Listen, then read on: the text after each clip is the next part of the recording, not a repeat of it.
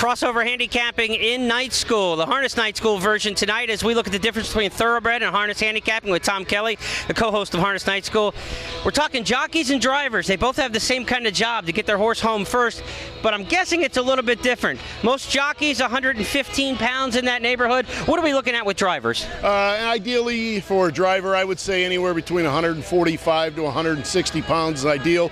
You've got guys that weigh 170, 180, 190 pounds, but I'd say for the ideal driver, maybe around 5'9" to 5'11", somewhere in the area of 145 to 160 pounds would be ideal. But with the way the bikes are now and the lift on them, it's taken some of the disadvantage to a heavier driver away. So some of the heavier drivers are able to drive and be just as effective as the lighters.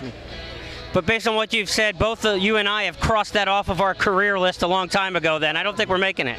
Yeah, about third grade I lost that dream.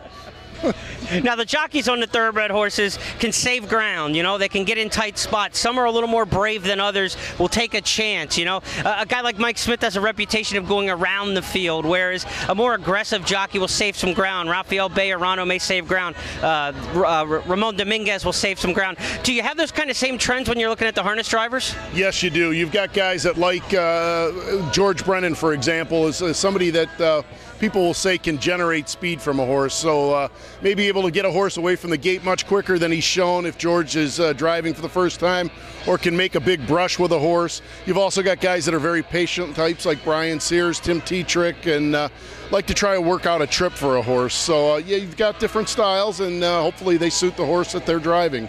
From a stat standpoint, a good jockey's about 15%, and an elite jockey's in that 20 to 25 area at their particular circuit. Percentage-wise with the harness drivers, are we looking in the same ballpark, or do they win at a higher or lower percentage? I'd say just a little bit higher. I'd say anywhere between 17 and 22% at some of your top tracks is very, very effective and very good stat to have.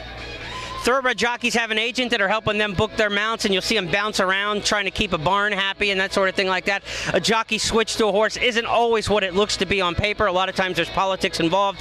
With the harness drivers, who's booking their rides, or their mounts I should say, or their drives, and then who's responsible for booking them on the horse? And secondly, how much of that changing do you see? They're their own agents. They get their drives by talking to trainers, working their own deals out with trainers.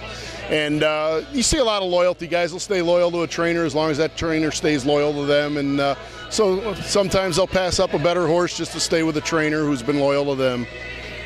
A lot to think about when it comes to drivers and jockeys. They're half the equation in a lot of the case as far as the trip gets worked out, but they still have to have the horse.